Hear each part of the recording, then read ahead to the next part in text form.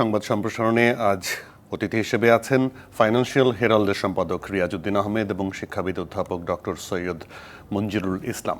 আজকে আমরা দুজনের সঙ্গে আলোচনায় যাব। তার আগে একটু আমরা খুলনাতে একটু যোগাযোগ করতে চাই। আমাদের সহকর্মী আছেন আমিনুল ইসলাম, তার কাছ থেকে জানবো আজকে আমরা যে প্রধান খবরটি দিয়েছি সেই খবরটি নিয়ে একটু জানতে চাই, যেটি এরই মধ্যে জাতি জেনে গেছে যে রাষ্ট্রায়ত্ত পাটকলের শ্রমিক 25,000 শ্রমিককে গোল্ডেন হ্যান্ডশেক দেওয়া হচ্ছে। আপনি এর আগের খবরে একবার বলেছিলেন যে তারা কোনোভাবেই সেটি মানবেন না, তাহলে পরবর্তী সিদ্ধান্ত কী হবে একটু জানতে চাই। যে শুধুমাত্র পরিকল্পনার অভাবেই কি এই পাটকলগুলো লোকসান করছিল দিনের পর দিন? শ্রমিক কর্মচারীদের কোনো হাত কি, কোনো রকম হাত কি এখানে ছিল?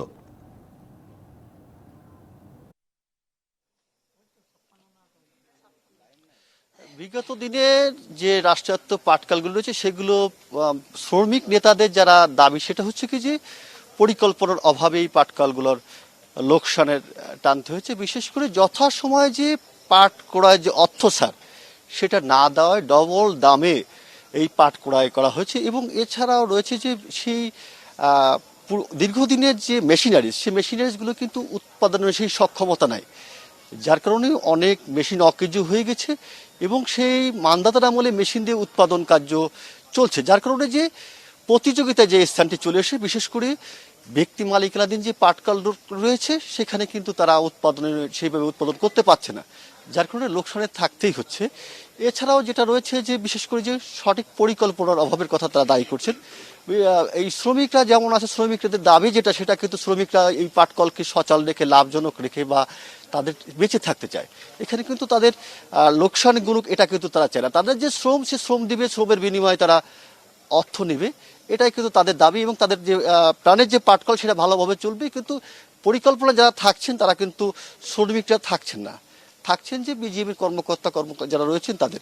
এবং এখানে শ্রমিক নেতাদের যে দাবিটা ছিল বিগত দিনে আমরা বিভিন্ন সময় দেখেছি যে তাদের দাবি যেটা সেটা হচ্ছে কি যে দক্ষ যে পরিকল্পনার অভাব, সেটাও কিন্তু তারা দায়ী করছেন। একই সঙ্গে যে ব্যক্তি মালিকানাধীন খুলনায় যে পাটকলগুলি গড়ে উঠেছে সেগুলো কিন্তু ওইভাবে লোকসান হচ্ছে না, সেগুলো কিন্তু লাভ হচ্ছে, ক্রমান্বয়ে কিন্তু সংখ্যাও বাড়ছে। এখান থেকে যে সুতাগুলো সেগুলো যেমন বিদেশি রপ্তানি হচ্ছে, যার কারণে যে প্রতিযোগিতায় ব্যক্তি মালিকানার দক্ষ পরিকল্পনার মাধ্যমে যেমন এগিয়ে যাচ্ছে, সেই ক্ষেত্রে রাষ্ট্রায়ত্ত পাটকলগুলো লোকসান গুনতে হচ্ছে। যার কারণে যে তাদের দাবি যে যথাযথ পরিকল্পনা গ্রহণ করতে হবে, এই পরিকল্পনা বাস্তবায়ন করতে যথাসময় অর্থ ছাড় একদম পরিষ্কার। আপনাকে ধন্যবাদ আমাদের সঙ্গে যুক্ত হওয়ার জন্য। আপনার কাছ থেকে ভালো ভালো তথ্য পেলাম, আপনাকে অসংখ্য ধন্যবাদ যুক্ত হওয়ার জন্য। আমিনুল ইসলাম আমাদের সহকর্মী খুলনা থেকে যুক্ত হয়েছিলেন। আমাদের দুজন অতিথি আছে, শুরুতেই রিয়াজউদ্দিন আহমেদ, আপনাকে দিয়ে শুরু করতে চাই। আমাদের প্রতিনিধির বক্তব্য নিশ্চয়ই আপনি শুনতে পাচ্ছিলেন যে একেবারেই পরিকল্পনার অভাবকে তিনি বলছেন, শ্রমিকরা দায়ী করছেন, শ্রমিক নেতারা বলছেন পরিকল্পনার অভাবের ফলটা ভুগতে হবে এখন শ্রমিক কর্মচারীদের। আপনি বিষয়টাকে কিভাবে দেখছেন? এটা দেখেন, এই জিনিসটা 2001-2 ওই দিকে ওয়ার্ল্ড ব্যাংক কিন্তু তখনকার যে সরকার ছিল তাদেরকে কনভিন্স করেছিল যে এই জুট মিলগুলি এইভাবে চালানো যাবে না, কারণ এগুলি অবসোলেট মেশিন দিয়ে, পুরনো মেশিন দিয়ে এগুলি ইন্টারন্যাশনাল মার্কেটে কম্পিট করতে পারবে না। তখন এগুলি আদমজি জুট মিল বন্ধ হয়ে গেল গোল্ডেন হ্যান্ডশেক নাম দিয়ে, এবং এইটাকে পরবর্তীকালে আবার রাজনীতিকরণ করা হলো যে এই জুট মিল বন্ধ করে দেওয়া হলো, যা এখন এই সরকার, বর্তমান সরকার, তারাই এটাকে আবার রিভাইভ করার চেষ্টা করলো, কিন্তু এটা সম্ভব নয়। এই পুরনো মেশিন দিয়ে আন্তর্জাতিক বাজারে প্রতিযোগিতা করা সম্ভব না। আমাদের মূল প্রতিযোগী ভারত, তারা মডার্ন মেশিনারিজ দিয়ে প্রোডাকশন করছে। আমাদের লোকরা এগুলি, আমাদের রাষ্ট্রায়ত্ত কলকারখানাগুলি শুধু ভর্তুকি দিয়ে যাচ্ছে, লস দিয়ে যাচ্ছে, শ্রমিকরা রীতিমতো বেতন পাচ্ছে না।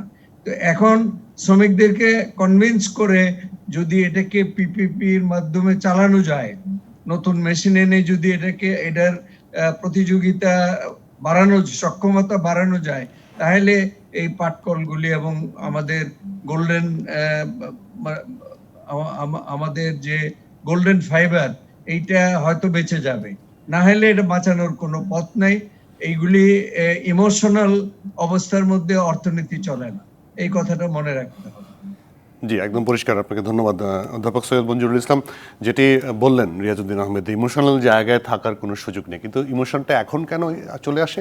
এই করোনার সময়টায়, এই সময়ে যদি তাদেরকে গোল্ডেন হ্যান্ডশেকের আওতায় নিয়ে আসা হয়, পাশাপাশি এটা একটা অবশ্যই এক ধরনের দুঃখের বিষয়, কষ্টের বিষয় হয়ে দাঁড়াবে। পাশাপাশি একটা জিনিস তো, আরেকটা জিনিস সত্য যে প্রাইভেটলি যখন এই পাটকলগুলো কাজ করছে তখন লাভ করছে, আবার যখন সরকারের পরিচালনায় চলছে তখন লোকসান করছে। এইটাকেও তো একটা বের করার প্রয়োজন আছে যে কেন সরকারি প্রতিষ্ঠানগুলো লোকসানে যাচ্ছে। এ তো আমি পরিষ্কার বোঝা যাচ্ছে এখানে দুই রকমের ব্যবস্থাপনা। যে ব্যক্তি মালিকানার ব্যবস্থাপনা তো হয়তো উন্নত, তারা পরিকল্পনা করে চলে, তাদের দীর্ঘসূত্রিতা বিষয়টি নেই, তারা যখনই পাট কিনতে হয় তখন কিনতে পারে। কিন্তু সরকারি যখন ব্যবস্থাপনা, তখন এত বেশি সীমাবদ্ধতা থাকে যে তাদের পক্ষে, ওই ব্যবস্থাপক পক্ষে নিজেদের মতো করে ভালো উদ্যোগ নেওয়া সম্ভব হয় না। একটা জিনিস খেয়াল করুন, এই করোনার সময় যখন মানুষ এমনিতেই চাকরি হারাচ্ছে, প্রত্যেকটা পরিবারে এখন দুর্গতি নেমে আসে, তার মধ্যে 25,000 পরিবারে যদি আমরা অতিরিক্ত দুর্গতি সৃষ্টি করি, তাহলে সেটি এই গরিব মানুষের উপর কিভাবে চাপ দেবে, এটিকে আমার মনে হয় সরকার ভেবে দেখেছেন।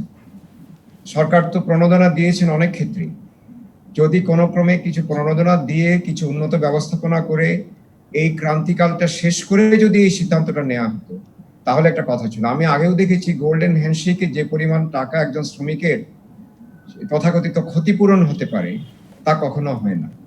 সেজন্য গোল্ডেন হ্যান্ডশেক কথাটা শুনতে ভালো লাগে গোল্ডেন কথাটার জন্য, কিন্তু গোল্ডেন ফাইবারের ক্ষেত্রে গোল্ডেন হ্যান্ডশেক একই কাজ, একই দোতনা সৃষ্টি করে না। আপনি তিনটা জিনিস এখানে খুব পরিষ্কারভাবে আমাদের বুঝতে হবে। প্রথমত ব্যবস্থাপনার সংকট, দ্বিতীয়ত হচ্ছে পরিকল্পনার সংকট, তৃতীয় হচ্ছে সময়ের সঙ্গে এগিয়ে চলা। যেটা রিয়াজ ভাই বললেন, ভারতের ব্যবস্থাপকরা তারা দেখেছে যে কোথায় কোথায় আন্তর্জাতিকভাবে পাটের বাজার বাড়ছে। আমরা তো এই একটা জায়গায় বোধহয় আমরা বাস মিস করে ফেলেছি। প্রত্যেক ইউরোপের প্রত্যেকটা দেশে প্লাস্টিক নিষিদ্ধ হচ্ছে, সেখানে বায়োডিগ্রেডেবল যেটি, সেই ধরনের যে কোনো ধরনের ফাইবার তারা অভিনন্দন জানিয়েছে। এখন পাট তো সেই শূন্যস্থান পূরণ করতে পারে। ধরুন আপনি কত লক্ষ কোটি ব্যাগ লাগে পৃথিবীতে প্রতি বছর, যদি সেই ব্যাগটাই আমরা যদি অন্তত 10 ভাগ এটা যোগান দিতে পারতাম, তাহলে আমাদের অর্থনীতিতে $2-3 বিলিয়ন প্রতি বছর আসতো। এই ভবিষ্যৎমুখী চিন্তাটা আমাদের সরকারি কোনো খাতে আমরা কখনো দেখিনি। আপনি বাংলাদেশ বিমান থেকে নিয়ে শুরু করে সবখানেই দেখবেন ওই শেষ পর্যন্ত নিচ থেকে কোনো উদ্যোগ নেওয়া হয়। বাংলাদেশ বিমানে প্রধানমন্ত্রী উদ্যোগ নিয়ে কিছু বিমান কিনলেন, তার আগে কয়েকটা বিমান কেনা হয়েছিল, মাঝখানে আর কোনো খবর নেই। তো পাটকলগুলি কেন আধুনিকায়ন করা হয় না?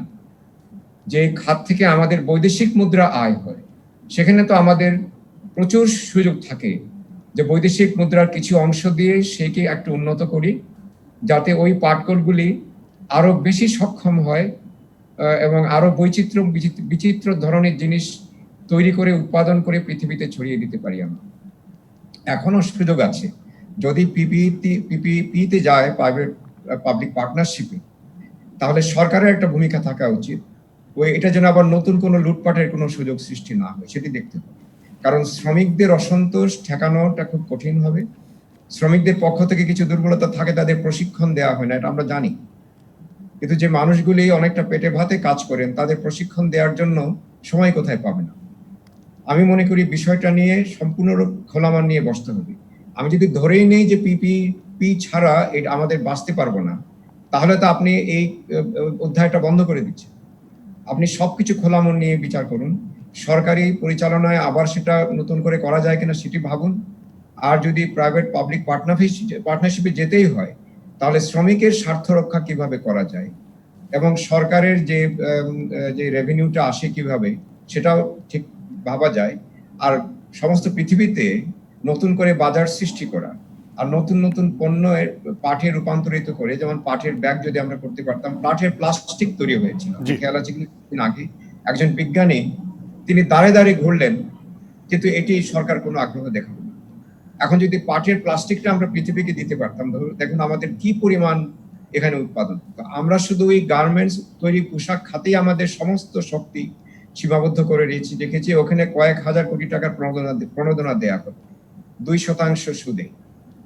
এরকম কিছু টাকা যদি পাটকলে দিয়ে দেওয়া হতো, এটা আধুনিকায়ন করা হতো, আজকে এই তাহলে সিদ্ধান্তটা তাহলে অনেক সুবিধা হতো। জি, আপনার কাছে আবার আসবো। আমি একটু রিয়াজউদ্দিন আহমেদ, যেটি সৈয়দ মঞ্জুরুল ইসলাম বললেন তার শেষ সূত্র ধরেই বলতে চাই যে আমরা আরেকটি প্রতিবেদন করেছি যে ঢাকা শহরে এরকম অসংখ্য মানুষ যারা চাকরি হারিয়ে অন্য পেশায় যাচ্ছে, চা সিগারেট বিক্রি করছে, বিভিন্ন পেশায় রূপান্তর করছে। পাশাপাশি সৈয়দ মঞ্জুরুল ইসলাম বললেন যে যে গার্মেন্টস শিল্পকে প্রণোদনা দেওয়ার জন্য এত হাজার হাজার কোটি টাকা দেওয়া হলো, সেই গার্মেন্টস শিল্প জুন থেকে তাদের চাকরি, অনেকের চাকরি নেই, বন্ধ হয়ে যাচ্ছে বলা হচ্ছে গার্মেন্টস শিল্পের পক্ষ থেকে, এবং তারা চাকরি হারিয়ে রাস্তায় নামতে বসেছে। তাহলে এই প্রণোদনার টাকাগুলো গেল কোথায়?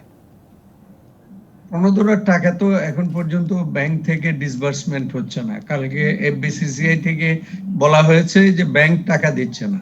ব্যাংক খুব কনসিয়াসলি মুভ করছে যে তারা এই টাকা ফেরত পাবে কিনা, যে টাকা 4% সুদে বা 2% ইন্টারেস্ট দিবে, এই টাকা ফেরত পাবে কিনা এটা তারা জানে না। এখানে যে কথাটা বলা হয়েছে প্রাইভেট পাবলিক প্রাইভেট পার্টনারশিপে এই পাটকলগুলি চালানো হবে, এখানে 25,000 কর্মচারী মাত্র। তো পিপিপিতে যদি এই পাটকলগুলি চালানোর সিদ্ধান্তই নেওয়া হয়, তাহলে এই এই এই কর্মচারীদেরকে গোল্ডেন হ্যান্ডশেক না করে তাদেরকে অ্যাবজর্ব করবে না কেন? এখানে তাদেরকে ওখানে চাকরি দিবে না কেন? যদি চাকরি না থাকে, যদি চাকরির সুযোগই না থাকে, তাহলে আমাদের ইনভেস্টমেন্ট কোথায় যাবে? সরকার কোথায় টাকা ঢালবে, কোথায় করবে? এবং এখানে কিছু প্রণোদনা অবশ্যই দেওয়া যেতে পারে। আমাদের পাটের এটা শুধু অর্থনৈতিক উন্নয়ন না, পাটের ব্যাপারটা একটা ইমোশনাল ব্যাপার। বাংলাদেশ মানে এটা গোল্ডেন ফাইবার, এই যে সোনালী আঁশ, এটা নিয়ে বাংলার মানুষ কত গর্ব করেছে, অহংকার করেছে, সেটা শেষ হয়ে যাবে এটা কেউ চায় না। এবং এটার সাথে কত লোকের এমপ্লয়মেন্ট জড়িত, শুধু পাটকলের মধ্যে এমপ্লয়মেন্ট না, পাট প্রোডাকশনের মধ্যে এমপ্লয়মেন্ট, কৃষির মধ্যে এমপ্লয়মেন্ট, বিভিন্ন জায়গায়। কাজেই এটাকে টোটালি একেবারে বন্ধ করে দেওয়ার চিন্তা না করে, পিপিপির আইডিয়াটা ভালো, কিন্তু পিপিপির একটা কম্পোনেন্ট হওয়া উচিত যে এখন যারা কর্মচারী আছে তাদেরকে রেখে চালাতে হবে, তাহলে এই শ্রমিক অসন্তোষ এবং শ্রমিকের ভাগ্যটাও অনেকটা ভালো হয়ে যাবে। জি, আপনাকে ধন্যবাদ। দুজনেই থাকবেন আমাদের সঙ্গে। একটা বিরতির সময় হয়েছে, নিটল টাটা গ্রুপ নিবেদিত সংবাদ সম্প্রসারণ একটা বিরতির সময় হয়েছে, ফিরছে শিগগিরই, সঙ্গে থাকবেন। বিরতির পর আবার স্বাগত জানাচ্ছি নিটল টাটা গ্রুপ নিবেদিত সংবাদ সম্প্রসারণে। সবাইকে স্বাগত জানাই আমি মজুমদার জুয়েল, সাথে আছেন ফাইন্যান্সিয়াল হেরাল্ডের সম্পাদক রিয়াজউদ্দিন আহমেদ এবং শিক্ষাবিদ অধ্যাপক ডক্টর সৈয়দ মঞ্জুরুল ইসলাম। আপনাদের দুজনকে আবারও স্বাগত সম্প্রসারণে। আমি একটু রিয়াজউদ্দিন আহমেদ, আপনাকে একটা জিনিস একটু খেয়াল করাতে চাই, সেটি হচ্ছে যে সরকার এর মধ্যে সিদ্ধান্ত নিতে যাচ্ছে, স্বাস্থ্য মন্ত্রণালয়ের প্রস্তাব দিয়েছে যে করোনার যে পরীক্ষাগুলো হচ্ছে সেগুলো আর বিনামূল্যে হবে না। সেটির পেছনে একটা যুক্তিও দাঁড় করানো হয়েছে। সেটি বলা হচ্ছে যে যাদের প্রয়োজন নেই তারাও আসলে বিনা পয়সায় যেহেতু টেস্ট হয় তারাও দাঁড়িয়ে যাচ্ছে, কেউ কেউ 3-4 বার করে পরীক্ষা করাচ্ছে। এটার পিছনে এক একটা পরীক্ষার পিছনে অন্তত 3,500 থেকে 4,000 টাকা সরকারের খরচ হয়। সেখানে 500 বা 200 টাকার প্রস্তাব করে একটি প্রস্তাবনা দেওয়া হয়েছে অর্থ মন্ত্রণালয়ে। তারা এই টাকাটা নিয়ে যাতে নিরুৎসাহিত হন, যে যাদের একেবারেই প্রয়োজন নেই তারা যাতে না আসেন। এই সিদ্ধান্তের বিষয়ে আপনার কোনো মন্তব্য আছে কি? না, আমাদের দেখেন স্বাস্থ্য ব্যবস্থা এই কোভিড-19 এর ম্যানেজমেন্ট, বিশেষ করে হসপিটাল ম্যানেজমেন্ট, এটা তো খুবই খারাপ অবস্থার মধ্যে চলছে। এখনো ঠিক হয় না, ইমপ্রুভ করেছে কিছুটা, অনেকটা ইমপ্রুভ করেছে, কিন্তু এখনো ঠিক হয় নাই। এই অবস্থার মধ্যে ওয়ার্ল্ড হেলথ অর্গানাইজেশন WHO বলছে টেস্ট টেস্ট এন্ড টেস্ট। এই কথা যখন বলছে তখন আপনি বলছেন নো টেস্ট, মানে টাকা খরচ হবে এই জন্য টেস্ট করা হবে না। তো আপনি 10,000 কোটি টাকা থোক বরাদ্দ কেন বাজেটের মধ্যে রেখেছেন? এই টাকা কোথায় যাবে? এই টাকা এই গরিবদেরকে হেল্প করা যায় না? আর বড় লোকদের কাছ থেকে আদায় করেন, যে প্রাইভেট বড় বড় হসপিটাল আছে ওখানে টাকার বিনিময়ে হসপিটালগুলি ওপেন করে দেন, যাতে করে যাদের টাকা আছে, বিদেশ চলে যাচ্ছে কয়েক কোটি টাকা খরচ করে, প্লেন চার্টার করে বিদেশে চলে গেছে চিকিৎসা করার জন্য। এইগুলি যেখানে হচ্ছে, এখানে আপনি গরিবদের মানে গরিবদের পরীক্ষা বন্ধ করে দিলেন। গরিবরা পরীক্ষা করতে যাবে না, কারণ একটা পরীক্ষা করতে কয়েক হাজার টাকা লাগে। এইটা গরিবদের পক্ষে অ্যাফোর্ড করা সম্ভব না। তো সেটা সরকার সাবসিডি দিবে। সরকার এই 10,000 কোটি টাকা যে থোক বরাদ্দ বাজেটে দেওয়া হয়েছে, এই টাকাটা কোথায় খরচ করা হবে? এইসব জায়গায় তো খরচ করা হবে, সেন্সিটিভ এরিয়া এইসব জায়গায়। এটা বন্ধ করে দিলে তাহলে তো সারা দেশে মানে করোনা আক্রান্ত রোগীতে ছেয়ে যাবে, তখন তো আর কোনো নিয়ন্ত্রণ থাকবে না। এই অবস্থার মধ্যে বাংলাদেশ কি টিকতে পারবে? বাংলাদেশ কি এই অবস্থা এই রিস্ক নিতে পারবে? এই ব্যাপারটা আমার মনে হয় সরকারের চিন্তা করে দেখা উচিত। এর মধ্যে আরো মিসম্যানেজমেন্ট, এই যে কুরবানির হাট বসাবে, বলছে স্বাস্থ্যবিধি মেনে কুরবানির হাট হবে। হাট মানে হাট, হাট বাজার একটা কথাই আছে যে হাট বাজার মানে এগুলির কোনো নিয়ন্ত্রণ থাকে না। মানুষ ঘুরে, মানুষ ওখানে চলাফেরা করে বা কেনাকাটা করে, হাট বাজার করে। আর গরু নিয়ে যেটা হবে, এটা তো আমার চিন্তা করতেই তো আমার মানে অস্থির লাগে যে এটা কেমন করে সিদ্ধান্ত নেওয়া হয়। পৃথিবীর বহু দেশে আছে, আপনি বিভিন্ন অর্গানাইজেশনকে কন্ট্রাক্ট দিয়ে দেওয়া হয় যে ঠিক আছে আমার একটা গরু বেঙ্গল মিট এখানে করছে বাংলাদেশে। হজের সময় অনেকেই করছে জি।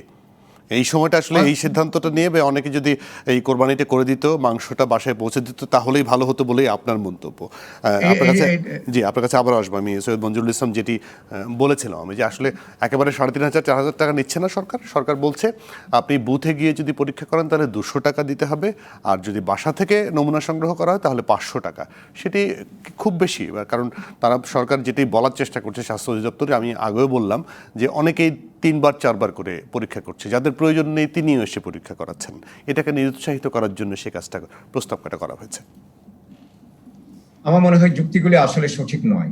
3 ঘন্টা লাইনে দাঁড়িয়ে মানুষ শুধু এটা কি খেলাধুলা নাকি যে একজন মানুষ লাইনে 3.5 ঘন্টা দাঁড়িয়ে তারপর এটি পরীক্ষা করবে? নিশ্চয়ই তার কারণ থাকে। আমাদের খেয়াল রাখতে হবে, অনেক দরিদ্র পরিবার যেখানে বাবা বা মা যারা কাজ করছেন, তারা যদি কাজ করতে সক্ষম না হন, তারা একেবারে অনাহারে পড়বে পুরো পরিবার। সেজন্য তারা বাধ্য হন তারা ভালো আছেন কিনা সেই পরীক্ষাটা করার জন্য। তাদের ডাক্তার নেই, কোনো স্বাস্থ্য সেবা নেই, হাসপাতালে গেলে তারা জায়গা পান না, তাদের জায়গাটা কোথায়? যদি এই ধরনের সিদ্ধান্ত করোনার বিপদের সময় নেওয়া হয়, তাহলে সেটা একেবারে গণবিরোধী একটা সিদ্ধান্ত নেওয়া হবে। আমি মনে করি যে এখনো সময় আছে। আমি শুনেছি যে সর্বোচ্চ পর্যায় থেকে এখনো অনুমোদন হয়নি। আমি আশা করি আমাদের প্রধানমন্ত্রী এইদিকে একটু নজর দিবেন। একটা কাজ করা যেতে পারে, যদি মনে করেন যে অনেক মানুষ এমনিতেই করছে, বড় 4-5টা হাসপাতাল করে দেন যেখানে মানুষ পয়সা দিয়ে নমুনা পরীক্ষা করবে। ভালো, গরিব মানুষের জন্য আরেকটা পথ করুন যে এই জায়গাতে বিনা পয়সায় করা যাবে, তাহলে তো আর সমস্যা হয় না। আর যদি কেউ বাসায় ডেকে করতে চায় তাহলে দেখতে হবে কোথায় থাকেন। যদি বস্তিতে একজনকে নমুনা সংগ্রহ করতে যেতে হয়, তাকে এই করোনার সময়ে, এই কঠিন সময়ে 500 টাকা তার পকেট থেকে নেওয়া তো পকেট কাটার সমান হবে। ফলে আমি মনে করি সরকারের হাতে অনেক উপায় আছে। আর যেভাবে রিয়াজ ভাই বলছিলেন 10,000 কোটি টাকা শুধু আমাদের সরকারি থোক বরাদ্দ দেয়নি, বিদেশের বিভিন্ন সংস্থা থেকেও আমরা, সরকার থেকে আমরা টাকাটা পাচ্ছি। করোনা কালীন আমাদেরকে সহায়তা অনেকেই দিচ্ছে। তাহলে আমি যে কিট সরবরাহ করা, এই কিটের দাবি জানাই না কেন? আমি বিভিন্ন দেশকে বলি আমাকে আপনি 2 লাখ বা 10 লাখ বা 20 লাখ কিট উপহার দিন। আমি শুনেছি যে পোপ বাংলাদেশের জন্য 2টি ভেন্টিলেটর দিয়েছে। তো পোপ যদি 2টো ভেন্টিলেটর দিতে পারেন, এই ভেন্টিলেটর তো আরো অনেকেই দিতে পারে। কিট যদি আমি আনতে চাই, আমি এখন বিভিন্ন সরকার, যেমন জার্মানিতে এখন কমে গেছে প্রকোপ, সেই সরকারের কাছে বলতে পারি আপনাদের যেহেতু ব্যবহার করতে হবে না, সেই কিটগুলি আমাদেরকে পাঠিয়ে দিন। এটা হচ্ছে দূরদর্শী নেতৃত্বের এগুলি কোনো ব্যাপারই নয়। আর আমি যদি এখন এইটা ফিসটা ধরে দেই, তাহলে এটার যে অপব্যবহার হবে না তার নিশ্চয়তা কোথায়? আর একজন মানুষ 3 বার কেন করবে না? কারণ ফলস নেগেটিভ, ফলস পজিটিভ আসে, এটা আরো ভয়াবহ। আমি তো বিশেষজ্ঞ নই, কিন্তু বিশেষজ্ঞদের আমি খুব মন দিয়ে শুনি। তারা এই কথাটি বলছেন যে অনেক সময় 2 বার পরীক্ষাতেও নেগেটিভ এসেছে, 3 নম্বর পরীক্ষাতে পজিটিভ আসছে। যে একজন মানুষ যদি 3 বার পরীক্ষা, তার একটা নাগরিক হিসেবে অধিকার আছে, সেই অধিকার আপনি কাটবেন কি? আর তার সবকিছু যদি আপনাকে পয়সা দিয়ে চলতে হয়, তাহলে আমরা কি সেই উচ্চ মধ্যবিত্ত দেশে পরিণত হয়ে গেছি। কত মানুষই চাকরি হারাবে, কয়েক লক্ষ 25 লক্ষ মানুষ বেকার হবে। এই যে আমি কিছুক্ষণ আগে আলোচনা করলাম পাট শ্রমিক 25,000 পরিবার, এই 25,000 পরিবার যখন নামবে পথে, তাদের এখন 200 টাকা দিয়ে করোনা পরীক্ষা করবে, তখন যেটা হবে গ্রামে গঞ্জে এখন কিন্তু সম্প্রচার হয়ে যাচ্ছে, এই সংক্রমণটা হয়ে যাচ্ছে। গ্রামে গঞ্জে যখন সংক্রমণ হবে, তখন যদি তাদেরকে আমি সাশ্রয় বিনা পয়সায় পরীক্ষা করার সুযোগটা না দিই, তখন অনেকেই পয়সার অভাবে আর পরীক্ষাই করবে না। তখন আমরা একটা টাইম বোম নিয়ে বসে থাকবো। ওটার যে কস্ট বেনিফিট অ্যানালিসিস বলে একটা জিনিস আছে অর্থনীতি, আমাকে দেখতে হবে আমি এখানে 200 টাকা আদায় করে আবার ওইখানে 2000 কোটি টাকার ব্যয়ের ব্যবস্থা করে ফেললাম কিনা।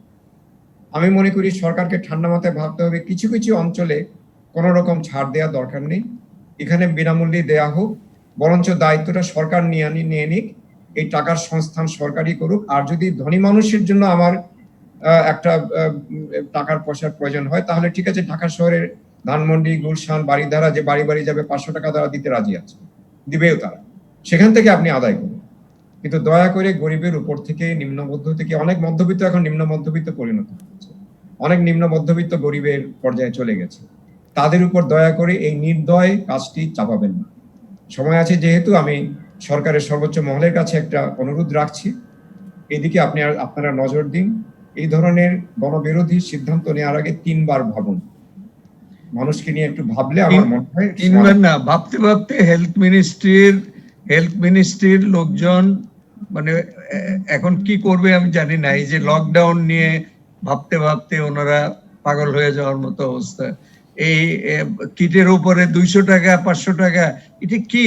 আপনি যারা অ্যাফোর্ড করতে পারে, বড় বড় হসপিটাল যেগুলি এভার কেয়ার হসপিটাল, স্কয়ার আছে, ইউনাইটেড হসপিটাল আছে, এসব জায়গায় তো টাকা দিয়ে মানুষ কোটি কোটি টাকা খরচা করে বাইরে চলে যাচ্ছে ট্রিটমেন্ট করতে। তাদের কাছ থেকে আদায় করেন এগুলি, তাদেরকে ভালো সুবিধা দেন বড় হসপিটালে, যে আপনারা এখানে ট্রিটমেন্ট করেন, একটা লেভি করে দেন আপনি গরিবের জন্য, যে ঠিক আছে আপনি 5,000 টাকা খরচা করবেন আপনি পরীক্ষা করতে, সেখানে আরো 1,000 টাকা আপনি বাড়িয়ে দেন গরিবকে দেওয়ার জন্য।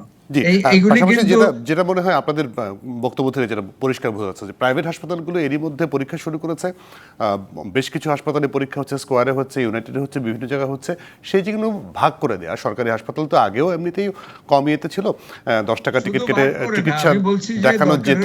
এখানে একটু লেভি করে দেন যাতে মানে গরিবদেরকে সাবসিডাইজ করতে পারে, এই টাকাটা গরিবদের জন্য চলে যায়। একদম পরিষ্কার। আপনারা থাকবেন আমাদের সঙ্গে। ডিজিটাল ডাটা গ্রুপ নিবেদিত সংবাদ সম্প্রসারণে নিচ্ছে আরো একটা বিরতি, সঙ্গে থাকুন। বিরতির পর আবারও স্বাগত জানাচ্ছি নিটল টাটা গ্রুপ নিবেদিত সংবাদ সম্প্রসারণে। সাথে আছেন ফাইন্যান্সিয়াল হেরাল্ডের সম্পাদক রিয়াজউদ্দিন আহমেদ এবং শিক্ষাবিদ অধ্যাপক ডক্টর সৈয়দ মঞ্জুরুল ইসলাম। আপনাদের দুজনকে আবারও স্বাগত।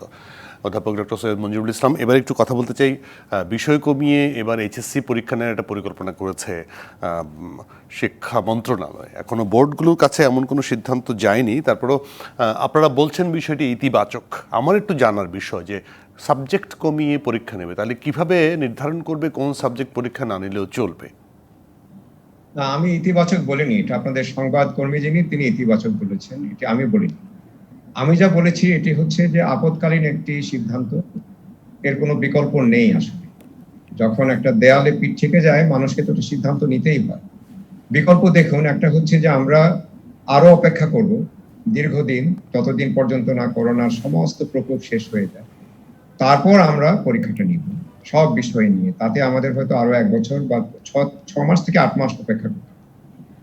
আর করোনার প্রকোপ কিছুটা কমলে, কিছুটা বিষয় কমিয়ে আমরা যদি নিতে পারি, তাহলে সেটি হবে মন্দের ভালো। এটি ইতিবাচক বলার আমি এইভাবে আমি এটাকে ব্যাখ্যা করবো না, আমি বলবো যে মন্দের ভালো। একটা জিনিস আমাদের মনে রাখতে হবে যে 71 সালে আমরা 1টা বছর হারিয়েছিলাম, শিক্ষা জীবন থেকে আমাদের 1 বছর হারিয়ে গেছে। কিন্তু এই কারণে যে আমাদের শিক্ষা ব্যবস্থা ভেঙে পড়েছিল তা কিন্তু না, যে এটা নিয়ে অকারণ উদ্বেগের কোনো কারণ নেই। আমি বলেছিলাম যে গুরুত্বপূর্ণ বিষয়গুলি, যেমন গণিত আছে, তারপরে বিজ্ঞানের বিষয়গুলি, সেগুলিকে আমাদের নিতে হবে পরীক্ষা। ঐচ্ছিক যেগুলি আছে সেগুলি কমিয়ে আমাদের হয়তো কিছুটা ব্যবস্থা করা যেতে পারে। এটি সিদ্ধান্ত সরকার নেবে, শিক্ষা মন্ত্রণালয় নেবেন, তার আগে বিশেষজ্ঞদের সঙ্গে একটু পরামর্শ করবেন, এটি আমার একটা সুপারিশ ছিল। কিন্তু আমি জিনিসটাকে ইতিবাচক না দেখে বলতে পারি যে আপৎকালীন এটাই হচ্ছে একমাত্র সিদ্ধান্ত, কারণ এখন তো আর কোনো বিকল্প নেই।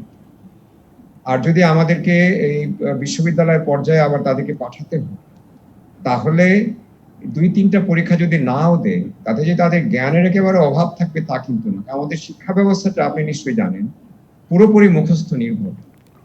এমনকি যে একটা বই যখন পড়া হয় তখন অনেকেই সে নোট বই পড়ে পরীক্ষা দিচ্ছে, বইটা পুরোটাই পড়ছে। তার মানে যারা এসএসসি পাস করছে বা এইচএসসি পাস করছে তারা যে সব বিষয়ে খুব জ্ঞানী হয়ে বেরোচ্ছে তা কিন্তু না। আমাদের শিক্ষা ব্যবস্থায় ক্রমাগত এই কোচিং বাণিজ্য এবং গাইড বই নোট বইয়ের চাপ বাড়ছে। একটা সমান্তরাল শিক্ষা ব্যবস্থা তারা তৈরি করে ফেলেছে। তাদের প্রকোপে এখন পিএসসি জেএসসির মতো অকারণ দুটি পরীক্ষাও নেওয়া হচ্ছে, যাতে গ্রাম পর্যায়ে কোচিং বাণিজ্য সম্প্রসারিত হতে পারে। এবং তাদের কল্যাণে বলুন অকল্যাণে বলুন, আমাদের নোট বই এবং গাইড বই মুখস্থ নির্ভর পরীক্ষাটাই এখন আসল হয়ে গেছে। এমনকি অঙ্ক মানুষ ছাত্রছাত্রীরা পরীক্ষা মুখস্থ দিয়ে পরীক্ষা দিচ্ছে। তো সেখানে যদি একটা দুটা বিষয় কমে যায়, তারা যে সক্ষমতা একেবারে শূন্যে নেমে আসবে তা কিন্তু নয়। জি, বুঝতে পেরেছি, একদম পরিষ্কার, একদম পরিষ্কার। জি, রিয়াজউদ্দিন আহমেদ, একটু সৈয়দ মঞ্জুরুল ইসলামের সূত্র ধরে একটু বলতে চাই, যেটা একেবারে পরীক্ষা এ লেভেল ও লেভেল পরীক্ষার ফলাফল কিন্তু কেন্দ্রীয়ভাবে একটা নির্ধারণ করা হয়েছে এবং বলা হয়েছে যে এর আগে একজন শিক্ষার্থী যে পরীক্ষা দিয়েছিলেন সেই ফলাফলের ভিত্তিতে একটা ফলাফল তারা বলে দিয়েছে এবং তারা পরীক্ষা নিচ্ছে না। এই জুন মাসে যেটা পরীক্ষা হওয়ার কথা ছিল না নিয়ে তারা একটা ইভ্যালুয়েশন করে ফলাফলটা দিয়ে দিচ্ছে। এই কাজটা কি আমরা করতে পারতাম কিনা? কারণ স্কুলের শিক্ষকদের সামনে কিন্তু ওই শিক্ষার্থী এর আগে অনেকগুলো পরীক্ষার সম্মুখীন হয়েছে, তারা জানে কোন শিক্ষার্থী কোন পর্যায়ের পড়াশোনা জানে। এটা দেখেন, মঞ্জু ভাই যেটা বলছে উনি এই ব্যাপারে মানে বিশেষজ্ঞ, এবং আমি তার তার যে ওপিনিয়ন এটার সাথে আমি একমত এবং এটাকে আমি সমর্থন করি। এই ব্যাপারটা ওনাদের মতো লোকদের নিয়ে বসে সরকারকে সিদ্ধান্ত নিতে হবে। এটা ঠিকই বলেছে যে একটা পরীক্ষা না দিলে এরকম হয় না। আমি যখন ক্লাস 9-এ পড়ি আমার টাইফয়েড হলো, আমি অ্যানুয়াল পরীক্ষা দিতে পারি না, কিন্তু আমাকে তো ক্লাস 10-এ উঠাই দিল, আমাকে অটোমেটিক প্রমোশন দিয়ে দিল, আমি পরীক্ষা দিতে পারিনি। 71-এ আমি ল পরীক্ষা একটা পেপার আমার বাকি ছিল, আমি সেই পরীক্ষাটা দেই নাই, সেটা আমি 72 সনে দিয়েছি। তাতে কি অসুবিধা হয়েছে? এইগুলিকে অ্যাডজাস্টমেন্ট করতে হয়। তো অ্যাডজাস্টমেন্ট করাটা তো খারাপ কিছু না। একটু ছোট করে জ্ঞানের পরীক্ষা নেওয়া। পরীক্ষা মানে কি? জ্ঞানটা টেস্ট করা। এটা একটু র্যান্ডম কিছু প্রশ্ন করেও তো নেওয়া যায় একটা বিষয়ের উপর। এবং মঞ্জুর ভাই যেটা বলছে, আমি মনে করি যে বিশেষজ্ঞদের নিয়ে, মঞ্জুর ভাইদের নিয়ে বসে সরকার একটা সিদ্ধান্ত, ভালো সিদ্ধান্ত নিক এবং ছেলেরা যাতে পরের ক্লাসে যেতে পারে, ছোট করে হলেও একটা পরীক্ষা। আমি শুনেছি বিদেশে এরকম এই যে টিউটোরিয়াল ক্লাস হয়, যেগুলি মানে ক্লাস টেস্ট হয়, তার উপরে ভিত্তি করে প্রমোশন হয়ে যাচ্ছে। এটাও তো হচ্ছে বিদেশে, মানে আমাদের আত্মীয় স্বজন পড়াশোনা করে তারা তো ওইভাবে করছে। তো আমার মনে হয় যে কোনোটাই অসম্ভব কিছু না, অ্যাকোমোডেট করে করলে সবাইকে নিয়ে সবার বুদ্ধি পরামর্শ নিয়ে। সৈয়দ মঞ্জুরুল ইসলাম, আপনি কি একটু যুক্ত করবেন? আমি যেটা বলেছিলাম, এ লেভেল ও লেভেল পরীক্ষার ফলাফলগুলো কিন্তু সিটি টেস্টের মাধ্যমেই তারা ইভ্যালুয়েশন করে ফেলেছিল। হ্যাঁ, সেটাও হতে পারে যে আমরা যদি এখন আগের পরীক্ষাগুলিকে আমরা একটা বেঞ্চমার্ক ধরে নিই, তারপর যদি ওটার সঙ্গে সঙ্গতি রেখে আরো 2-3টা পরীক্ষা, 4টা পরীক্ষা, যে কটা পরীক্ষা নেওয়া হোক তার সঙ্গে সঙ্গতি রেখে একটা ফল নির্ধারণ করা যেতেই পারে। আমার কথা হচ্ছে কারো প্রতি অন্যায় করাটা ঠিক হবে না, কারণ মনে রাখতে হবে প্রত্যেক শিক্ষার্থীর অবস্থা এখন এক না। অনেক মধ্যবিত্ত পরিবারের শিক্ষার্থী পড়াশোনারও সুযোগ পাচ্ছে না, নিম্নবিত্ত পরিবারের তো এখন আগামীতে ফিরবে কিনা সেটা একটা সম্ভাবনা দেখা দিচ্ছে, আশঙ্কা দেখা দিচ্ছে।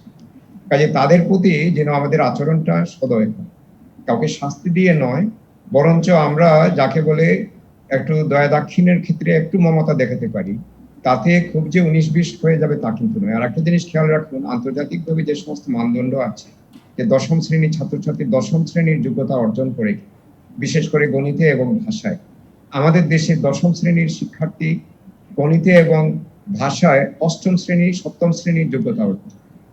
এটি একটা সমীক্ষার ফল বলছি আমি। ফলে এখন এইচএসসি পরীক্ষায় যে কয়েকটা বিষয় যদি নাই দেওয়া হয় তাতে যে তার খুব যে ক্ষতি হয়ে যাবে তাও তো না। ও লেভেল এ লেভেলেতে অনেক সময় দুটো, আমি বিদেশে দেখেছি ভর্তির সময় এ লেভেলের হয়তো দুটো বিষয় পাস করেছে তাতেই তাকে নিয়ে নেওয়া। অনেকে হয়তো 8টা দিচ্ছে, ও লেভেলের 8টা দিচ্ছে, কেউ 6টা দিচ্ছে। তা আমাদেরও তো সেভাবে একটা এই বিষয়ে বিশেষ করে এই মহামারীর সময় আমাদের একটু যাকে বলে ভারসাম্য তৈরির জন্য চেষ্টা করতে হবে। জি, একদম তবে আমি পরিষ্কার। এটা- অধ্যাপক সৈয়দ মঞ্জুরুল ইসলাম, আপনাকে অসংখ্য ধন্যবাদ। রিয়াজউদ্দিন আহমেদ, আপনাকেও ধন্যবাদ আজকে আমাদেরকে সময় দেওয়ার জন্য। এই ছিল নিটল টাটা গ্রুপ নিবেদিত সংবাদ সম্প্রসারণে। ডিবিসির সঙ্গে থাকুন 24 ঘন্টা।